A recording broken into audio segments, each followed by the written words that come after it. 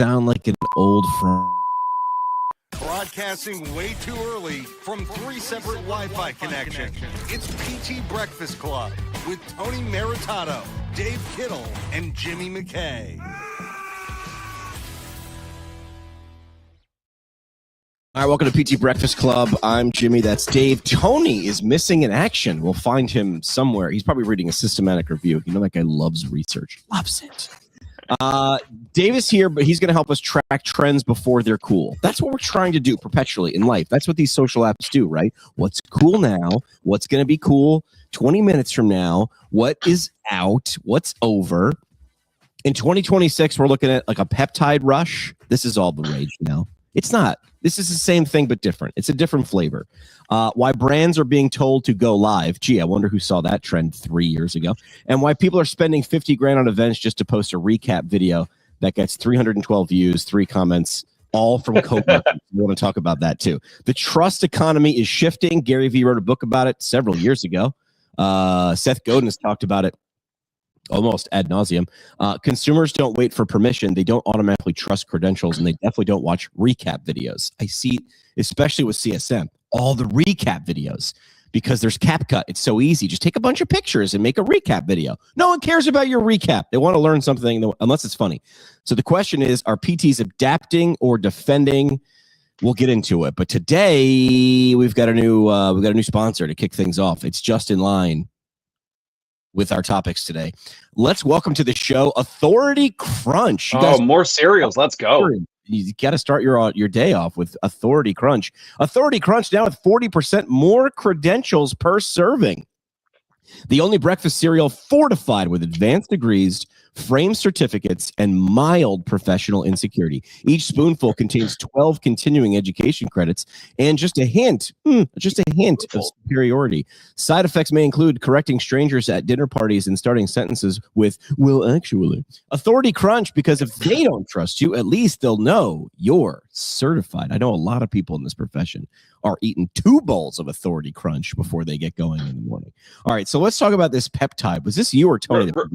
I sent that over. I also want to float a couple hooks for today or for future episodes because there's some other topics I forgot to send over. So things that hit home to me, the things I sent are kind of like national or things that we could talk about in terms of like live video and private practices getting more local attention or regional attention.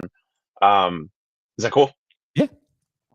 All right. So on my show, I did a solo episode recently. I had I won't say the therapist's name, but like I've talked about it a little bit online or whatever. But one of our staff physical therapists 2 weeks ago resigned because they did not want to sign a corrective action plan. So basically, like we want to have like there was a chronic history of late documentation. There were emails from me, texts from me about, hey, you saw this person 15, 20 times and there's 2 notes done. Like what's going on here? So I didn't have leverage in terms of better or more physical therapists at the time last year to replace this physical therapist. So I kept this therapist on board. I didn't fire them, right? So had to at the time. So for multiple reasons, they just didn't want to sign the corrective action plan. The reason, as an HR example, the HR corrective action plan is like had them sign that because then they agree on every little thing, like documentation done within 24 hours, and then every other role and responsibility they sign off on every little thing or whatever. So that's one thing to maybe tease and talk about. With that, one of my new full-time physical therapists created a video jogging in Central Park. He created a digital asset for the practice. It was never in his job description. I did not ask him to do it. We never even talked about it. He just like sent it over. So I was blown away with that. I posted that last week. That was incredible. That was awesome. He did voiceover. He's training for a half marathon coming up, I think, in April or something. Is this Wolfhammer? This is Wolfhanger, yeah. So he was doing some intervals. He was running in Central Park, and it's beautiful, like the skyline and the snow on the ground, and obviously anyone like me or him, anyone that's running, like you're huffing and puffing. So he recorded it. He did a voiceover later, and then sent me the video with Also, he sent a ChatGPT caption description and the hashtags. It was literally like done for me. There you go. And then like let me just hit the publish button. So I go from like, and this is every practice owner watching or listening, it's like every 6 hours or every day or every, week by week, day by day, there's like these challenges and like these lows, then these highs. It's just like, it's this is the life of a business owner. With that as another hook, I was thinking, so this therapist might be the therapist that's leaving, had some good relationships with some of our clients. And we're trying to navigate the transition. The therapist had left abruptly without the normal 2 weeks notice, without what I've done. And even the therapist that came on board with us recently, he gave 4 weeks notice elsewhere and then came over to us. The therapist that left that did not want to sign the corrective action plan gave no notice, effective immediately, effective, today, which was, I think it was like February 11th. So it was like 2 weeks ago or something, 3 weeks ago. So another thing for us to talk about maybe when Tony's here is, or we can do it today or some other time. We have to. How can I and HQ or the practice or whatever do things to keep the relationship with our patients, which is, it doesn't matter if you're brick and mortar or if you are mobile, in terms of whether it's check-ins, it's some admin or the practice owner or the CEO or whoever are calling in almost like the quality assurance type calls, and not just like a text or an email, but like calling our patients and clients saying like, hey Jimmy, how's it going with Dr. Tom or whoever? Like, how's it going? Is there anything that we can help you with? Oh, you need some, I don't know, bands from Amazon, we'll send those over. Whatever. The things that we've done in the past, like, oh, it's your birthday and we have a chocolate cake coming your way with your name on it in icing and a card written by the team or whatever, something like that. So I use ChatGPT. That's another thing where you can go into kind of like anywhere from like a $50, $25 to $50 budget up to like $1,500, $2,000 budget.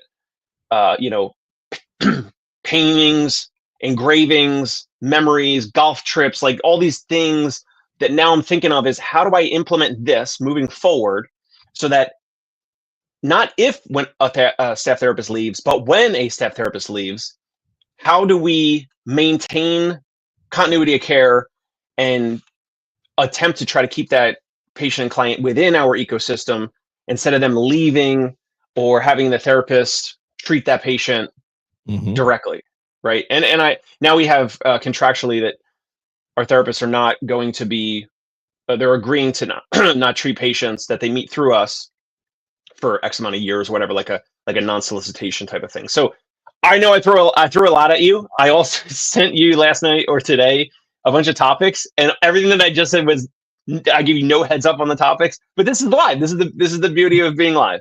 So we have to stay with this. We have to stay with this because this is emotionally charged, and it's right now. So you were going through this corrective action plan, right? So first of all, you saw something that was going a way you didn't want it to go. You're the business for months, 6 months, something. And you're like, hey, listen, and you're probably sitting there because I know you well enough to be like, okay, how can this be a win for not just the business? You got to make it a win for them too. Like, essentially, hey, what's up? Like, I see this thing that's not happening. Like, what's up? Like, that's a great first start, right? So when you tried to reach out to be like, what's up? What was sort of the response? Like, was there a response? Like, hey, you're not holding up your end of the bargain. This isn't like you're pulling the rug out or you invented a new thing to be a jerk. You're like, you're not getting your stuff done. That is quite literally the bare minimum of the job. What happened when like that sort of what's up thing? Unfortunately, eventually there was like a little bit of accountability. There was like 25 to 50% of accountability on the staff therapist part. I approach these things through what Sturdy McKee calls like the 3 questions. So what you just said, hey, what happened? Like, hey, I noticed that you have a bunch of notes that are not completed. What happened or what's going on? What do you need from me? And how can we make sure this doesn't happen again? Those approximate 3 questions. No, those are in the right order. But exactly. So I approached it that way. So over text, over email, there was a documentation, paper trail of all this, not just phone calls. That it was basically like, oh yeah, like I'm dealing with this, that, whatever. Like, it was just excuses. Like, even if it's, I mean, listen, even if it's family stuff, this is still your job roles and responsibilities. Like, are you're booking clients, you are leaving your apartment, you're going to see those patients and clients either in our office or home visit. So you're traveling to them. And then at some point you come home or during the day and you dictate or you quickly write. And we use an EMR that's one of the easiest ones on the market in terms of ease of use. So there's no excuse in terms of like why they're undone. It's just not someone that's I thought it was, but it's not our ideal team member. Someone who is fully understands and takes accountability with all the roles and responsibilities. But this one is documentation is like, you have to do this at any job at anywhere in the country. So it's not even unique to us. So what's up? That was the first question. What was the second question? I know the third one was, how can I help? What do you need from me? Yeah, you just said it. You just said, so what happened, or hey, what's going on? When you were on What's Up, was like, because this is where being a good human and being a good like business owner like cross, which is like being a good human is like, is everything okay? Because that person might come back to you and be like, my spouse is sick, or I'm sick, or my mom died, and that explains quite literally everything. Maybe they didn't want to talk about it. Maybe they're like, I can power through. Maybe they're like scared, like this is my job. But like the last part of their day is falling off. You don't know. That's the lesson. You don't know. So step one, brilliant for Sturdy, brilliant for you doing this. It's just like, what's going on? Like, I see this. Am I seeing this right? Maybe it's a computer issue. They're hitting, I'm making this up. They're hitting submit. It's not going through. And you're like, oh, dude, my bad. I thought I was doing the thing. And you're like, got it. Problem solved. Now we're still cool. Because you're treading on emotional social capital at this point. Because they're like, is Dave a dick? And you're like, hey, man, I'm trying to run a business that you're getting paid out of. So if this ship goes down, you're getting wet too, my friend. So like that's step one. So like you got like 25% ownership. Like essentially it was like a brush off. Like either they didn't want to talk about it or they were like, you spotted me. I was coaching. Now I'm sort of my hands in the cookie jar. My hands, I'm not doing the notes. So then so step two is like, what do you need from me? Like, do you need to like logistics? Like, do you need to learn how to use the AI better? Because we're now in 2026 and this should be 4.5 minutes per session or something. Right. Exactly. In terms of how they would answer what happened or what's going on, it was kind of like a little wishy-washy. There wasn't like even, oh, I forgot or my bad, or like it wasn't like confronted directly. But then on the second question of like, what do you need from me is a great, especially for this scenario, it's a great question because you, Jimmy, you and everyone else watching or listening, like we know this. No one is going to help you with your documentation. Why is that, Jimmy? Because it's your job. Because it's your documentation. Now, if there's an issue, like how can I help? The thing doesn't right. That's something someone else could help with. But like you jumping in the pilot seat and powering through, that's what the money's for. Right. So there was no acceptance of ownership. My help. Well, there was no acceptance of the second answer of what do you need from me, because they were smart enough to realize it's almost, it's not that it's a trap question, but it's like, that I can't help you because you did the visits, you met the patients, you treated I don't know what's in your head. Right. So I literally can't help you co-pilot your documentation. I can't help you write it. Right. We talked about using ChatGPT without patients' names, and you could do a dictated brain dump of the visit and then say, write this up for me in a formal SOAP note, and ChatGPT does it in 30 seconds or whatever. Right. So it's very, very easy. There is no excuse. Nothing. Then you could just, if you could copy and paste the ChatGPT SOAP note into the 4 sections of the SOAP inside of the medical record. Very easy. So very simple. Did you even get to question 3, which is how do we help this? Like it's not like how do we stop this from happening again? You didn't even know if it was from where you were looking. It's just going to keep happening.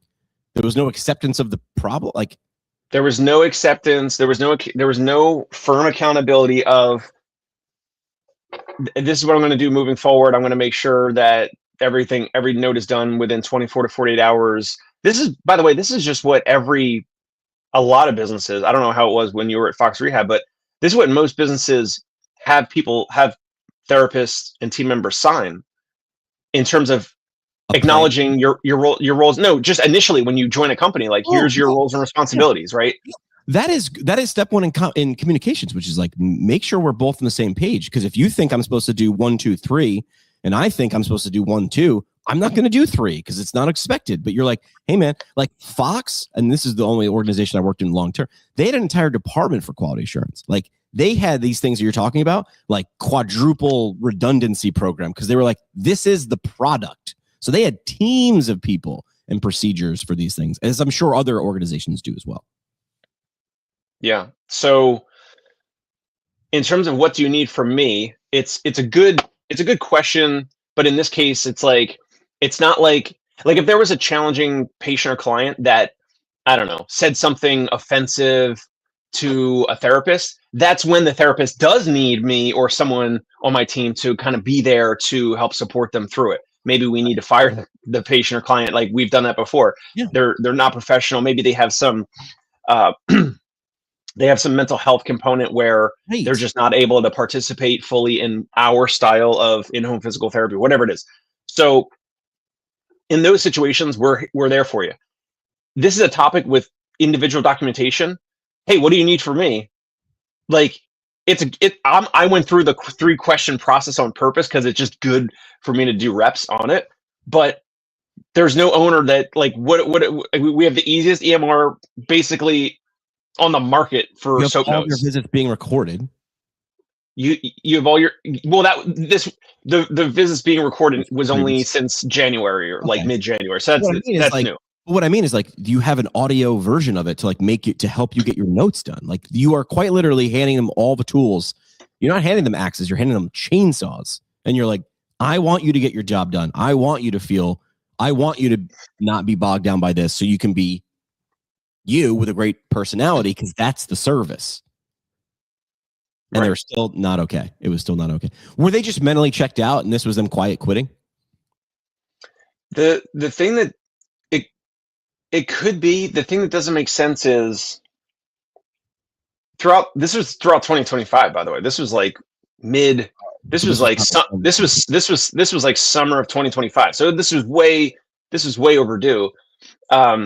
During summer 2025 and I did an episode just on my own on my show about showing like a screen share of a spreadsheet that I used with the staff therapist. I did the episode with Dr. Ben Boggy on the Dave Kittle Show, and I had a spreadsheet, and it was just like on the left column it was let me go this way. On the left column it was the patient's names, which obviously when I did the episode with Ben Boggy those were redacted, but it was the patient's names, and then on the right column it was how many visits that they had done, right? So if it was like 8 visits or 15 or 10 or 4 or whatever.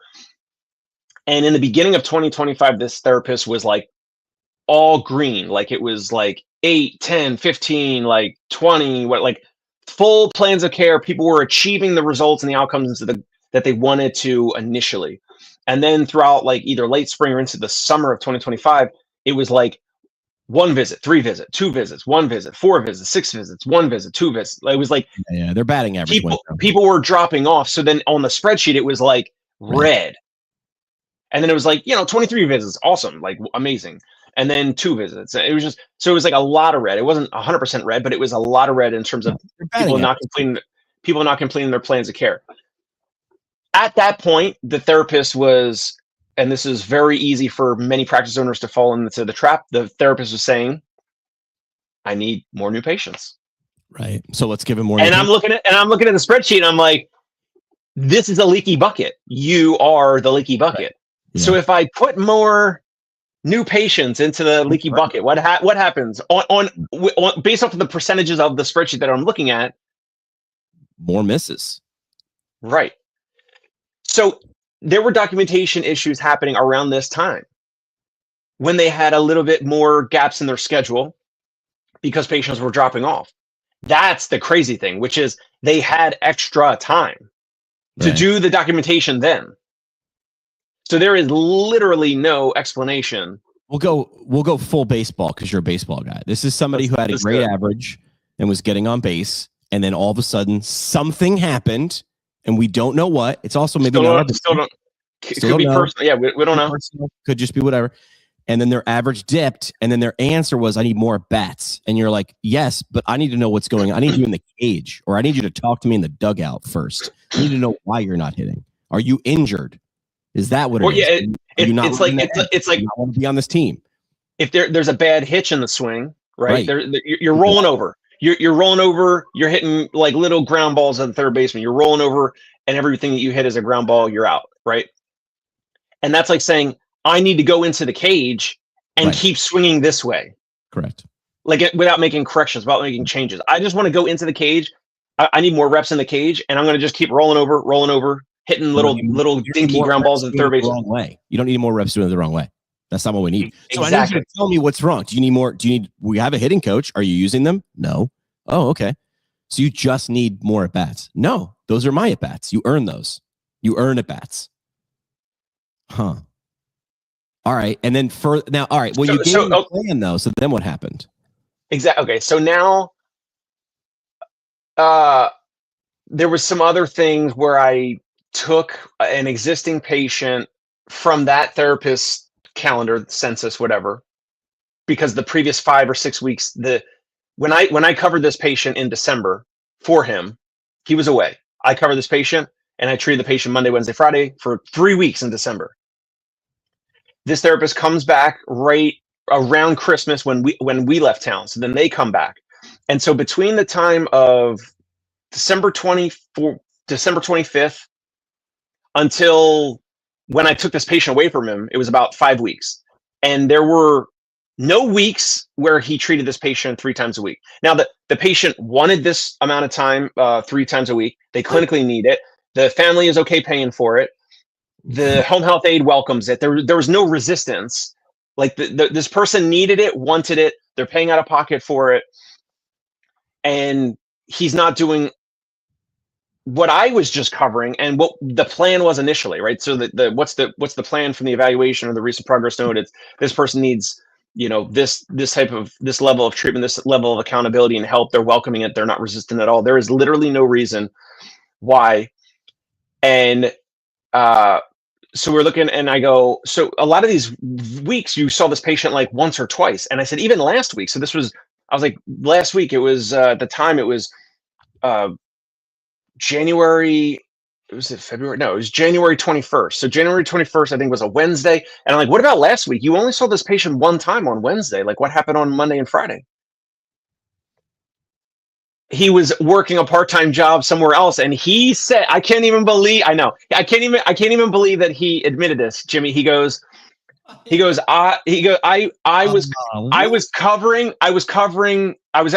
at my other job, and I was covering other physical therapists there.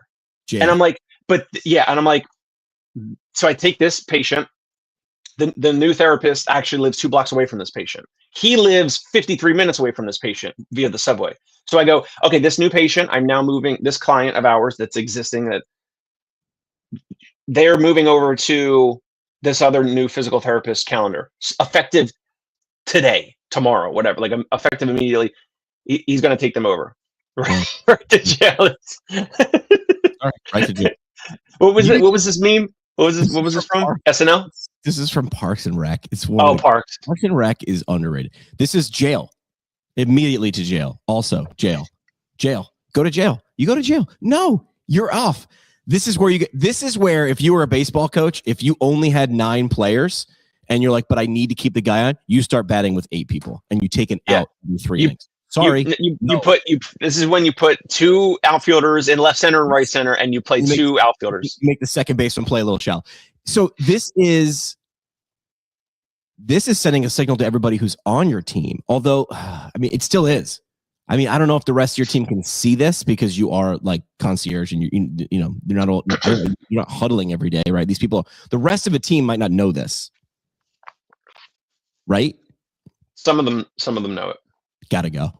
So I mean, you did, but and it's easy for me to say because it's like whatever. But man, jail, immediately to jail, right to jail. No yeah. Way.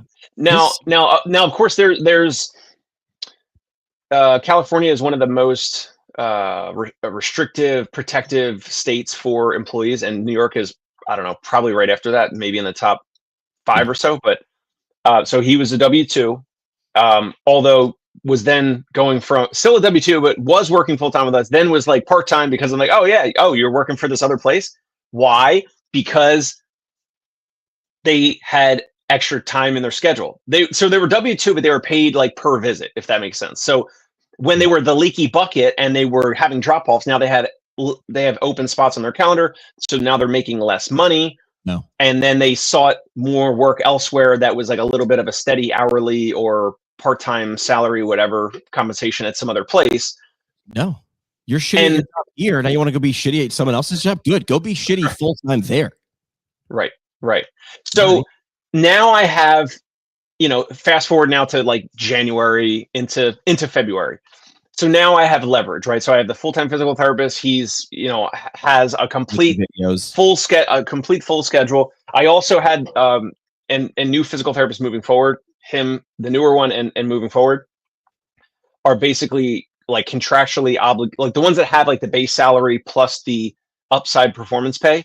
They sign a non-moonlighting agreement or contract, meaning there's a base salary for you plus the upside of performance pay, and so therefore you can't do Luna, or you can't do any side gigs. You can't go work part-time, or you can't work somewhere else. You can't have, sometimes patients will be like, hey, can I just pay you directly? Like, cause this is kind of expensive. Can I just pay you directly? Like, right. That's another thing with the recording, right? So, so they know that they're not able to do that moving forward. The therapist that we're talking about that had the issues, I did not have that in place. So, it's a learning point.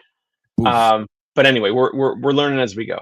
So this person is gone. This person has been separated. Yeah, so I think it was like February 11th or so was it's the resignation. I emailed back immediately. I accept your resignation because it just for business owners, especially W-2.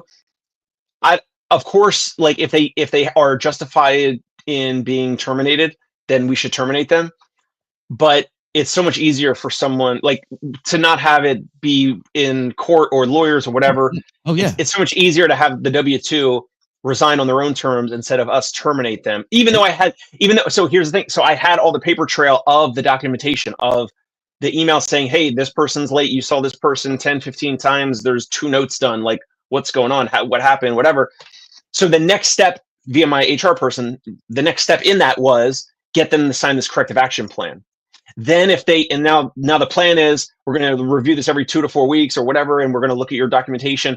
And if you don't do this in a certain timeline, I forget whatever the future timeline would have been, like the next month or whatever, the next month or two, can't be more than 30, 60, 90 days. And if the documentation is not timely at that point, then I would have all the calls in the world to terminate them.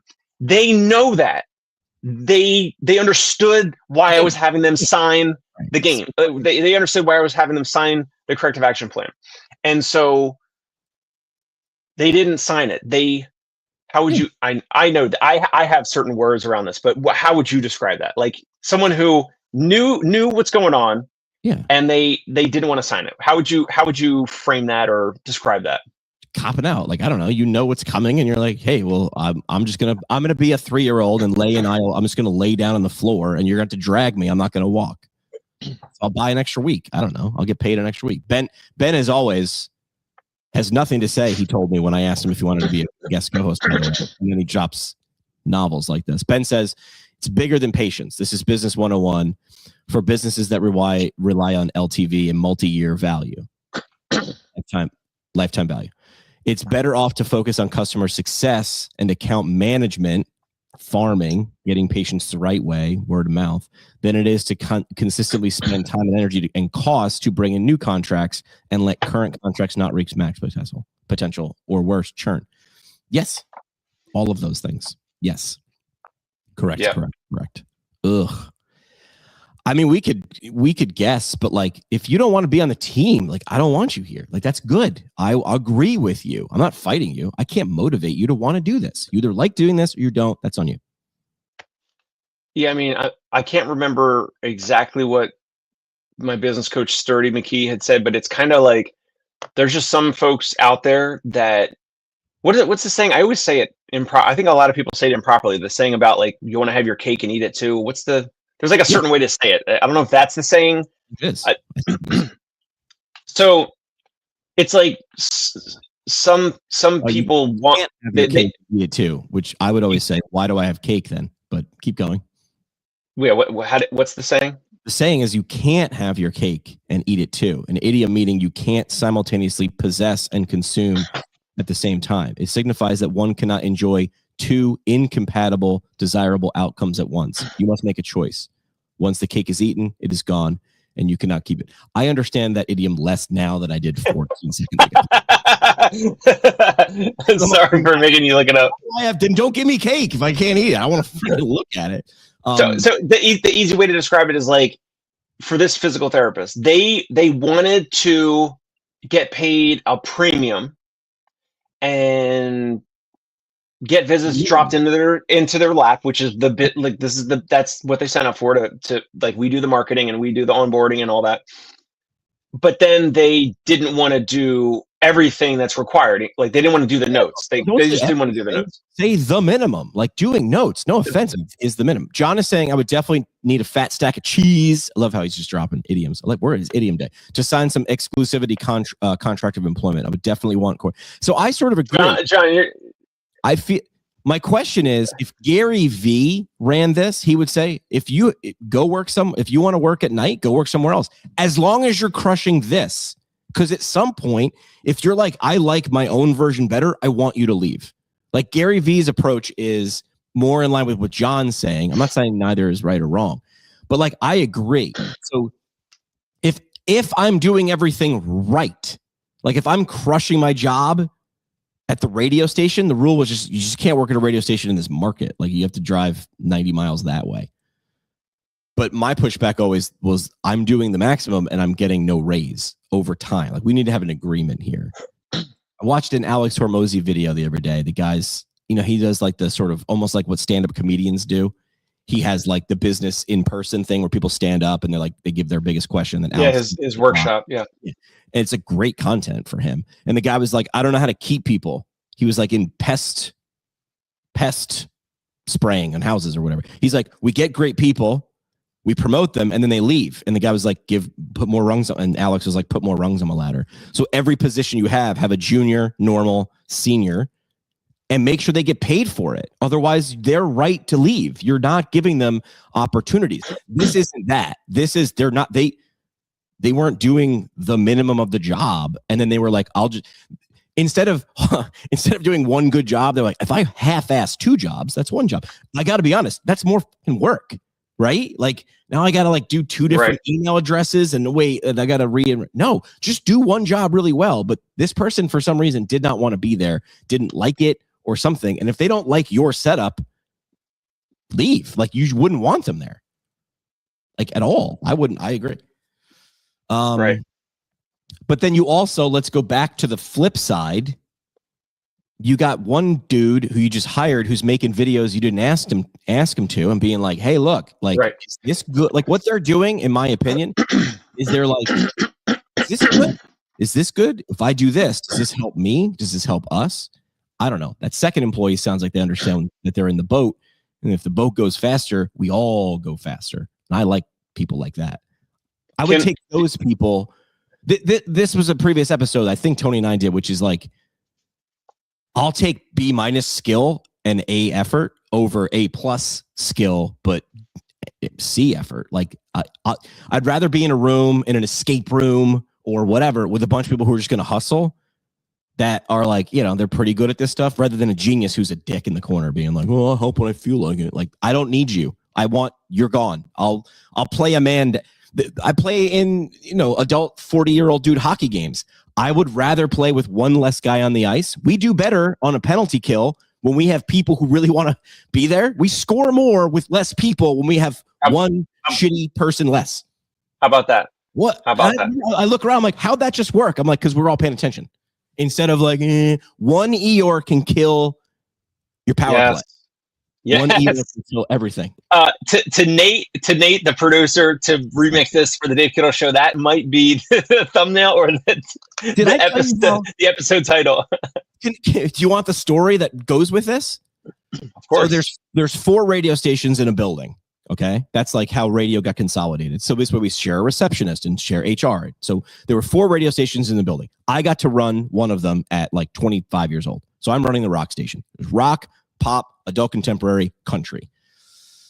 But we're owned by this big, huge company, Cumulus Broadcasting. And it comes down one day. My boss calls me in his office. He goes, "Hey, Jimmy." I'm like, "What's up, man?" He's like, "You have to go home tonight and come back and tell me which person on your team to fire." And I was like, "What happened?" He's like, "Nothing. It's just you have the largest staff. It's just the chopping block is yours today.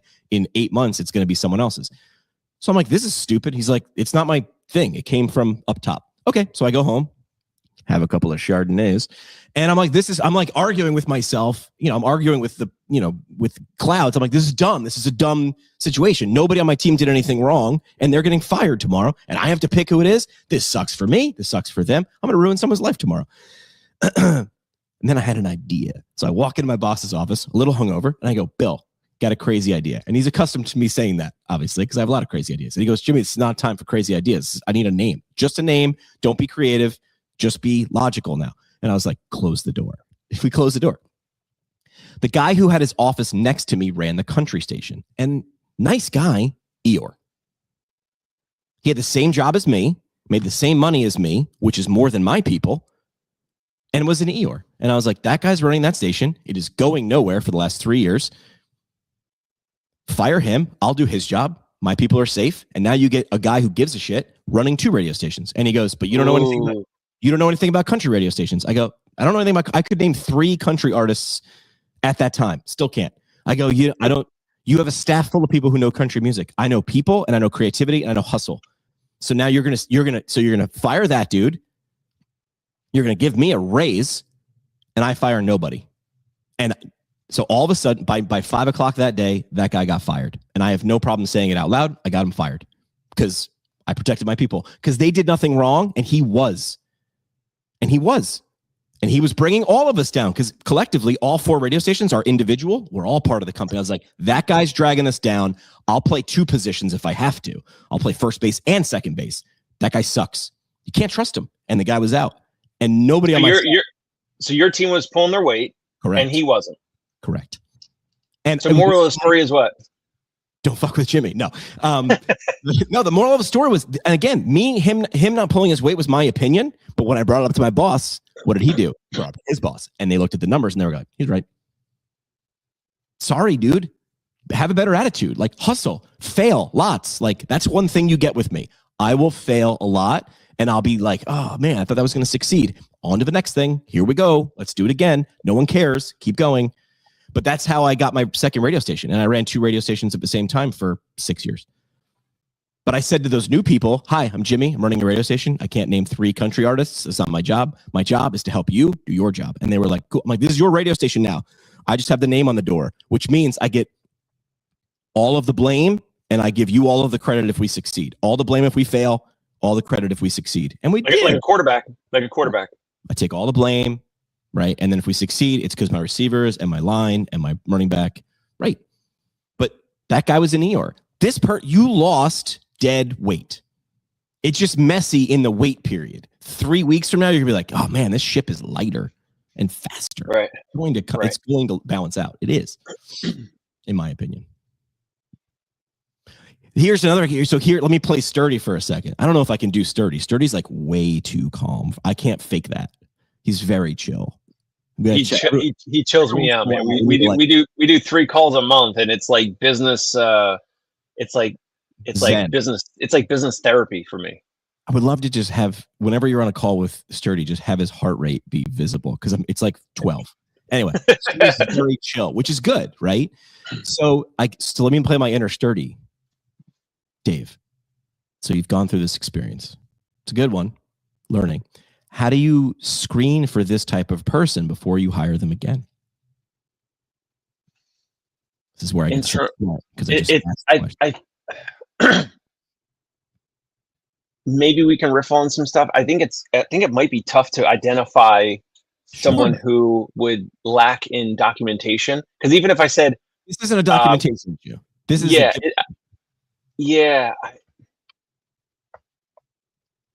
I'm not sure. I don't know if I have complete clarity yet on how to identify it, because with everything else they said all the right things. Oh, you know, they came from another country, but it had like a busy metro area that was similar to Manhattan, and they understood the high net worth individual type like that. And then like, clinically they treated me. So like they put their hands on me at the evaluation. So like they passed a lot of the other checkpoints. All the other checkpoints. Wait, these are new details. They said they were used to this.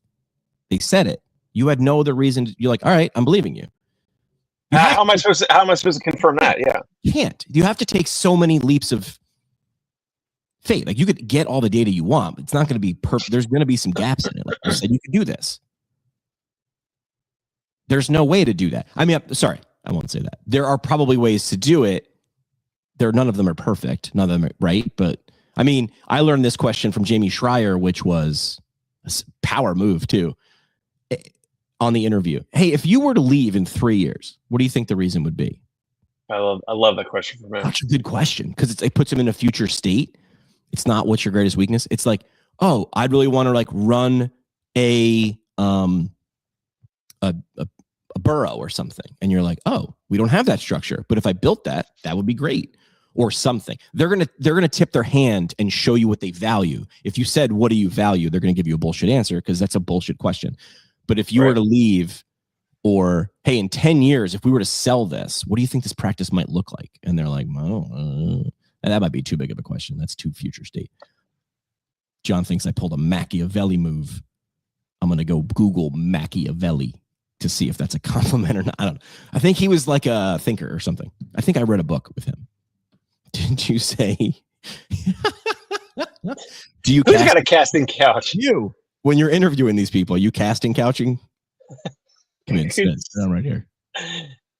Don't Google kids. Don't Google casting couch. It's not good. No. We didn't come into this 42 minutes ago thinking we had like 9 other things. I'm better. Yeah. This is better because this is real. And if you're facing this, chances are 4,000 other practice owners have already faced it. Some are facing it right now, and some will be facing this. Like this is not uncommon. Let's finish up with the time that we have. So my game plan now, because this therapist was with me for close to 2 years, at least a year and a half, and built a lot of relationships with certain patients. Now, some patients like aren't going to continue. They didn't need more therapy. Some of them were transitioning them over to other therapists. But some of the patients, I could hear like they were like, oh, I really liked him, and this is that, and oh man, this. So the thing that I'm now working on is how can we do not just the boring, monotonous, like this is like a quality assurance call from Concierge Pain Relief HQ, but Sturdy framed it this way. Hey, Dave, when you go to a restaurant and the chef comes out of the kitchen and comes over to your table and says, hey, I'm Chef John, whatever, like how is everything this evening? Now, when the manager does it, it's like, yeah, that's a nice thing. When the chef does it, Jimmy, do you feel any different? I do, yeah, because like the chef, he's stopping what he's doing to come to me, and like this is the guy making it, and I'm sort of like, I don't know, I feel different. They're wearing white, feels official. Right. Now, Jimmy, imagine that the chef comes over to your table and says, hey, Jimmy and Jimmy's family and friends, how is everything tonight? Like, what if he knew your name? That's different. So the point, that's how Sturdy framed it with me, which is we should be making intermittent calls, but not like corporate quality assurance calls. No, like go one check-ins and maybe some little gifts, and like it doesn't take that much money, but like things to send them. And go one step further. If the chef didn't say, so how was everything is normal. How was that steak? Was that okay? Because we tried something different tonight. I want to make sure you like it. That's different. That gets them on a particular path. That's a different question. Was there anything? Because like no one's going to, unless something is horrible, who's going to look at the chef in the eye and be like, you're mashed potatoes, dude. They sucked. Like unless they were right. Like my dad is like he's a typical cliche New York City fireman. He'll bitch to me, steak sucks. Chef comes out, everything's great. And my dad is not an afraid person, but he doesn't seek to harm. So like what you're looking to do is get real feedback, and that's simple, not easy. So I would steal, how do things outside of healthcare or restaurants do it? Because the chef standing in front of you is different than a random number. First of all, you're going to get a human being to pick up a phone from a number they don't know in 2026. That's hard. Sending a survey is sterile. I don't know the answer, but this could be great to farm out if anybody has a great way to do it, which is how do you get good feedback in a scenario like this? Because it's not in a clinic. Like your front desk saying, how was everything? That's just like part of the procedure. Here's the total, swipe your card, here's the receipt, how was everything? It now loses its pop because now it's part of the script. I understand scripting things, but if it doesn't feel real, that's simple, not easy. I'm sure there's some there's always literature on this and how to do it. I just like to steal when do I feel comfortable giving like good, real feedback? Like even like when you buy something on Facebook Marketplace, it's like, how is the seller? I'm like, I don't know, great. Unless it's freaking terrible and I felt like the guy was going to axe murder me. I sort of just go like 5 stars. Like, I don't know. I don't want to piss the guy off. I don't know. Now another way for us to, I think it's fairly objective that like, I'll kick it back to you. With people that end up spending a lot of time and money with us, meaning they stay for, they initially come to us for like a little episodic thing, but if they stay for months or years, or they end up spending thousands or tens of thousands of dollars, would you agree that that's kind of like an objective measure that they love the service? They might love the therapist only, but they might like the service in terms of like the quality and the promptness and all those that. Are the most objective ones, time and money. Okay. Like, show me something more personal. Okay. So one example, I can't mention the name obviously, but we have a client, and I've said this a little bit before, but like it almost like, I know that most people won't believe this, and that's totally fine, but we have a client that started in July of 2024. So now we're in 2026. So this July would be 2 full years. We're not even at 2 full years. And this guy has spent, and this is going to sound like a humble brag, maybe it is. This guy has spent over $73,000 with us in less right. 30 grand, 30 and change. Wow. Right. How many times a week are you going? Is someone going there? Like 5? Well, initially it was a lot more. Initially it was maybe 4 or 5 days a week. Now it's like 2 or 3. The reason why I'm bringing it up is because I spoke to this client that I initially evaluated, but then the therapist that we were having problems with, that therapist and this client built rapport and relationship. And when I called this client to let them know what was occurring, what happened, I didn't have any, there was no notice, and this therapist is leaving abruptly.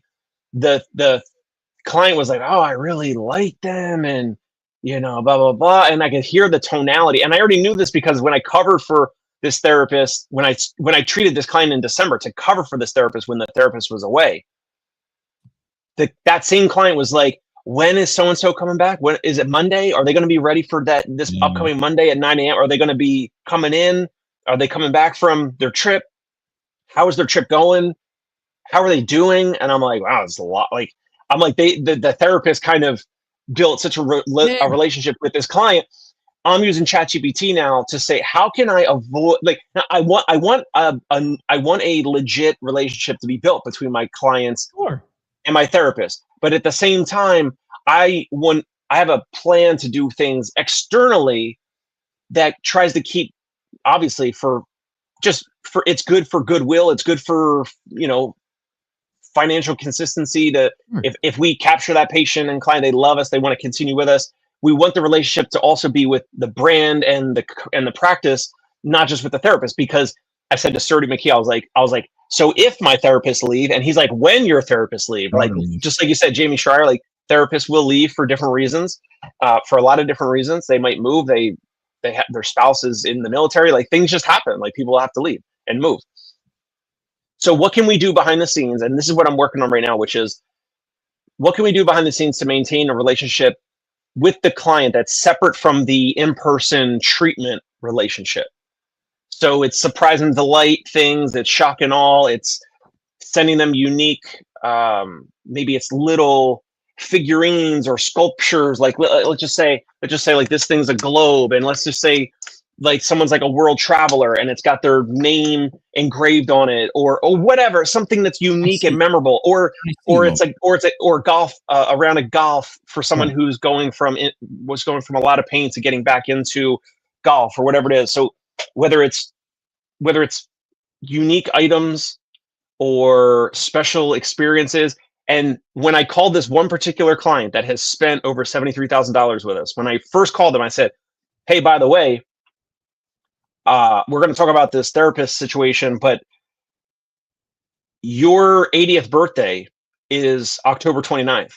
And I already told this therapist that we were going to plan a luncheon for you. We're going to handle all of the logistics. We're going to do a little, little birthday party 2 or 3 weeks before or after your 80th birthday. So he's 79 years old.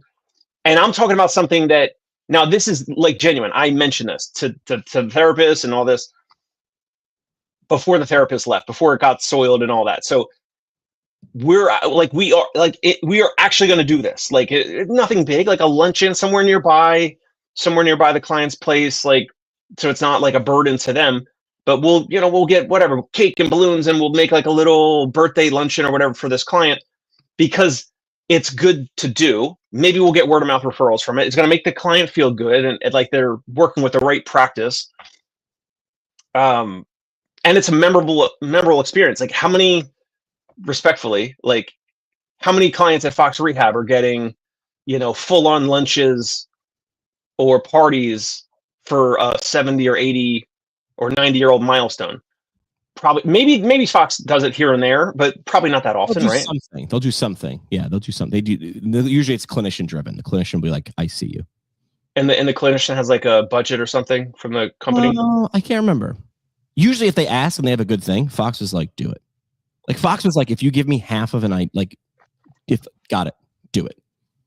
Like almost like the guy from Zappos. It was like, this problem is less than $500. Just do it. Do it. Yeah. I know we don't have a lot of time left, but I was just saying these are the things I'm working on right now to make sure that we keep a relationship with our clients that's tied to, but not necessarily connected to, our staff physical therapists, whether they're there or not. Go ahead. What do you got? Here's my next question. Dave, Ben wants you to call him. You can call in, dude. You can also I don't think I have Ben's number. Did you have his number from when he last called? No. Did you save his contact? The phone is plugged in, I believe. Anyway. Ben, call. Can you give Jimmy a ring real quick? Yeah, number's on the screen. It's my actual number. Don't be spamming me at 3 a.m. Oh, I took it off. My question would be, how do you do things like the lunch for the guy who dropped 70 grand? How do you identify clients who have spent 10 grand to make them become 70 grand? This is not easy. This is like, ooh, how do we spot those? Right. I don't know the answer, but that is why we do it with 7 minutes left in the show, because that's how we get you to come back. That's what we should talk about. That's what we should do in the group chat. You have to put it in the group chat, because in 4 minutes, I will forget about this. I know how my brain works. I will never think of this idea again. But Ben, if you want to call in and talk to Dave now, you can do so. So without that. Also, Ben, I'll send you a DM on LinkedIn. I know that's where we connected. I probably have your email somewhere, but. Okay. All right. Well, since Ben's not calling, I feel lonely. Do you want to do parting shots? Sure. I know we had other topics lined up. This is the beauty of live, and I threw a bunch at you. Obviously, Jimmy's an absolute pro and handled like the curveball scenario and stories perfectly. But yeah, for me, it's just the more I have these challenges in the business, the better I can tweak and make sure that they either don't happen or they happen in a different fashion, or like you learn from them and you have an action plan moving forward, whether it's identifying a better or more ideal teammate, team member, staff member, or how to, find and retain your ideal patient or client. It just takes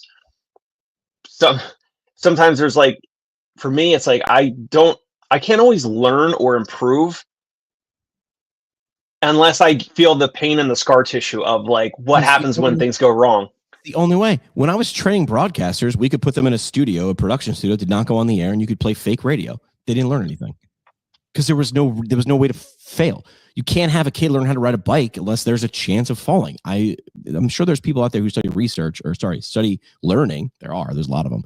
And that's it. Unless there are stakes, we don't learn. Oh, hang on. I think Ben's calling. Let's go long. PT Breakfast Club, you're on the air. Am I live on the air? Live on the air. Can you hear him okay, Dave? It's Ben. Good. Yeah. All right. What do you got for us, Ben? This is a little outside the box, especially for what he's doing, but it's not outside the box for the industry. Like, this is where RTM, for lack of a better word, but digital health backup creates that connection between appointments to the brand and less so to the therapist themselves. So in theory, like, let's say this high value patients are spending a ton of money and he gets them a tonal, or something nice to get a really nice experience of in between session management. And that's connected to some internal staff he has that's not the specific therapist. You'd think that maybe that would tie the patient back to like a real, really to the brand and not so much just the PT coming to their house. Yeah. That was my idea. Yeah. I love it, Ben. Can you hear me? Yep. That was awesome. Yeah. Make them fall in love with the coffee shop. So if your favorite barista leaves, not the barista. Exactly. Yeah, I mean, you may still like the barista and she's pretty and she went somewhere else and maybe you go there once in a while, but you've got this nice equipment in your house that was sent to you. Again, I mean, tonal is expensive, but maybe something that it ties them to someone who checks in them daily between the appointments. Yep.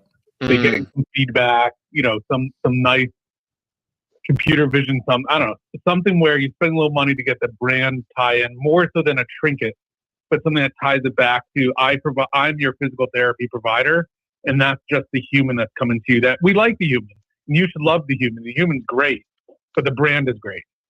We brought you the human. I love it. I love it. Humans too that are great too. You love us. We bring you the humans. And even if that human leaves, the central hub knows what's going on with you, right? And there's not going to be a drop off, right? Yep. Is anyone doing that in physical therapy, Ben, or something like that? Yeah, I mean, like a Genie. That's most hybrid programs lead with digital first, and the human part of like, hey, we're doing all this stuff every day with you digitally, and then you need to come in the clinic for 2 visits because I heard you have this kink in your neck. We need to get out. But like those visits in clinic almost become arbitrary of who you're going to see versus your care coordinator, manager, overlord, therapist group. Who's dealing with you on a day-to-day basis. Yep. Yeah. I'm going to get my oil changed in a couple of hours. And the last place I was going, I had my guy and he knew, hey man, you're going to need tires. And I knew he was only telling me when I needed tires. He wasn't trying to sell me tires. And I would call sometimes and be like, I got to get you in when we have no openings. But like, if you show up here, I got a couple guys that can sneak you in. You want to have but I had the affiliation with the brand. And that they had my guy. If the guy left, I'd be like, oh, it sucks. I don't know. Yeah, and it's tough. You're building a concierge brand, which is going to rely on that therapist being a great seller. And you talked about how you have scripts. Like, I get it. This is a really tough. If you were Cora, this isn't a tough solve. It's because you are specifically creating a brand to specifically create a real selling therapist. It becomes tough. It becomes what? So you said it becomes what? Much tougher to get brand loyalty when your brand is all about personal loyalty. Like it's tough. Right, because you're selling one thing but asking for another. You're saying come for the people but love the static thing. This is why like Tim Cook has more followers than Apple. We follow people. So you're trying to reverse engineer that, which is, if Tim Cook left and started making phones, I'd probably stick with Apple. Because you're like, I get it. Tim Cook is a representative of Apple. Does that make sense? Or am I talking in circles? It makes sense. No, it makes sense. And that's not an easy answer. so I can see Dave tomorrow. Free tonals if you spend 20 grand. Well, I was just looking up because I know you and Tony were talking about the price recently. So it's like $4 grand for a tonal. Is it? So yeah. Right now, of course, they could be cheaper if they're refurbished. But I think this is a great idea because I was thinking, and Ben knows this because he's done home care and home visits and all that. There's certain, like in New York City, there's a company called Provatus. They do in-home nurse, CNA, home health aide type of service. There's someone who is delivering the core service, whoever's there for however many hours. But then there's also like a rotating nurse or like nurse case manager, whatever they call them. And they come in like every month, but just like for a brief visit, which that still would be, if I were to do something like that, that still is time and money to have a team member do that, whether it was me or someone else that was like checking in, but like trying to build like a side relationship. Right. And Ben's idea might actually be the same price, maybe even cheaper to deliver them something like a tonal that also helps them with movement, helps them stay, keep their progress, their gains, all that, but without the cost of an ongoing human visiting them for check-ins and like a progress report. Does that make sense, Ben? It does. And these are people who are probably mobile and they travel. And then you also have the ability to do telehealth. You have the ability to engage them wherever they are. Right. All right, Ben. Other than real quick, other than tonal, is that are there other things like that, or is tonal like the best one with the technology and the? Let's go with them. No, personalize it. I don't know you need to go tonal, but there's stuff like it. There's mirror. There's stuff like it, but one step down would be something with computer vision, like a Chemtai product, where it's a pretty nice experience. HyperIce. Yeah, I mean, there's stuff. I don't think you have to go as high as tonal. No, you could do. I mean, HyperIce. I'm working with them. They gave me one of everything they owned because they were just like, test it out, tell us what to do, and I was like, okay. And I liked their stuff before, but now that it's in my living room, I'm like, this is cool. Like I put those stupid boots on for like 2 hours, and I'm just like, this is great. I'm recovering, and they are awesome. But yeah, make it personal to them. Like you said, if they're a golfer, it'd be great. If they're not a golfer, this is like, okay, cool. So make it personal. Listen, I think that's the answer. Yeah, but I think this ties them to the plan of care, so Agreed. It's not just like a trinket of a bobblehead. No, agreed. Yes. Yeah. But if they're a runner and then like you get them some dope running stuff, that's like double word score because it's like, oh, it's dope and it's related pointed at me. Yep. But if I'm not a golfer, it's like, cool, guess I'll give this to my buddy. But yes, agreed. This is why there's a whole industry where you can spend. All right, Ben, appreciate it, man. Thank you, Ben. There's a whole industry where like it was like employee gifts because like giving like me a gift doesn't land. So there's a thing where you can spend $1,000 and then the employee gets a magazine where everything in the magazine is under their plan. Do you know what I mean? So now it's like, I don't really know this guy well enough. I know he's great at accounting, but like now let him pick. All right. You already did your parting shot? Yeah. Go ahead. My parting shot would be don't be an Eeyore. No one likes an Eeyore. You might not be an Eeyore, but if you're here and you don't like it here, you're an Eeyore here. Go somewhere else where you could be a Tigger or a Pooh, right? Like go somewhere else, but don't be an Eeyore. Like no one likes the Eeyores at all. We're back on Thursday. Dave's going to remind me what we're supposed to talk about next because surprisingly, I've already forgotten. That's it. We're out. Boys, what the hell are you doing? Follow Tony Maritano on YouTube at Total Therapy Solution. Find Dave Kittle at ConciergePainRelief.com and on YouTube at The Dave Kittle Show. And follow Jimmy McKay at PT Pinecast on YouTube, the socials, and wherever you binge podcasts you pretend are for CEUs. And hey, just a reminder, none of this was for advice. This was for entertainment only. Our lawyers say that counts. Thanks, Keith.